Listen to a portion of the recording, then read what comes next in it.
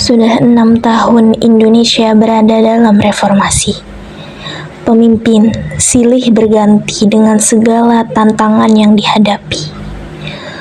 Susilo Bambang Yudhoyono hadir sebagai Presiden ke-6 Indonesia yang menang dari Megawati melalui pemilu 2004. SBY menduduki kepresidenannya selama 10 tahun dengan wakilnya Muhammad Yusuf Kala. Mereka membentuk Kabinet Indonesia Bersatu.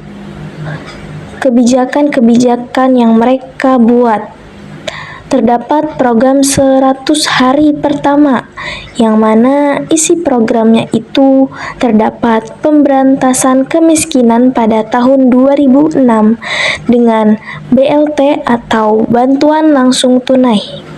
Selain itu, program pemberantasan kemiskinan juga melalui perbaikan lingkungan, perbaikan sarana.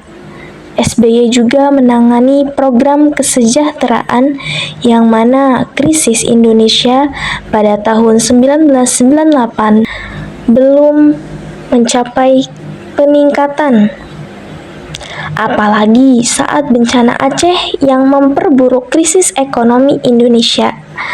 Kemudian, Presiden SBY menetapkan Kepres nomor 30 tahun 2005 tentang Rencana Induk Rehabilitasi dan Rekonstruksi Wilayah dan Kehidupan. Bukan hanya itu, SBY juga menghadapi masalah yang besar, yaitu mengatasi korupsi. Di era SBY, KPK berhasil mengungkap banyak kasus besar yang melibatkan pejabat tinggi, termasuk beberapa menteri dalam kabinetnya sendiri. Meskipun SBY mendukung upaya KPK, namun seringkali ia dianggap tidak cukup tegas dalam melindungi lembaga ini dari tekanan politik dan serangan balik dari kelompok-kelompok yang berkepentingan.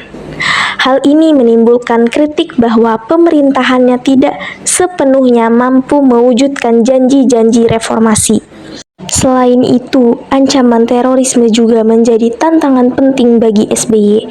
Pasca serangan bom Bali pada tahun 2002, Indonesia terus dihadapkan pada ancaman jaringan terorisme internasional, seperti Jamaah Islamiyah yang memiliki afiliasi dengan Al-Qaeda.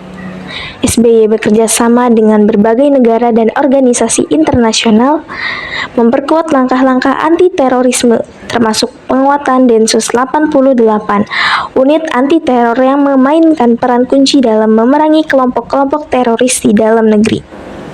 Di tengah berbagai tantangan tersebut, SBY juga harus menjanjikan ekspektasi masyarakat yang semakin tinggi terhadap hasil reformasi. Masyarakat yang telah mengalami reformasi menuntut transparansi, akuntabilitas, dan pemerintah yang bersih. Namun, banyak kebijakan yang diambil SBY dianggap terlalu lambat dalam memberikan perubahan yang nyata. Hal ini menimbulkan ketidakpuasan di kalangan masyarakat, terutama kelas menengah yang semakin kritis. SBY juga menghadapi isu lingkungan yang menunjukkan komitmen yang kuat terhadap keberlanjutan. Dia aktif terlibat dalam pertemuan internasional mengenai perubahan iklim, memperjuangkan posisi Indonesia sebagai negara yang bertanggung jawab dalam menjaga lingkungan. Di dalam negeri, SBY meluncurkan berbagai program untuk mengatasi deforestasi dan merangsang penggunaan energi terbarukan. Pendekatan ini bukan hanya untuk memenuhi kewajiban internasional, tetapi juga untuk memastikan bahwa pertumbuhan ekonomi Indonesia tidak mengorbankan lingkungan.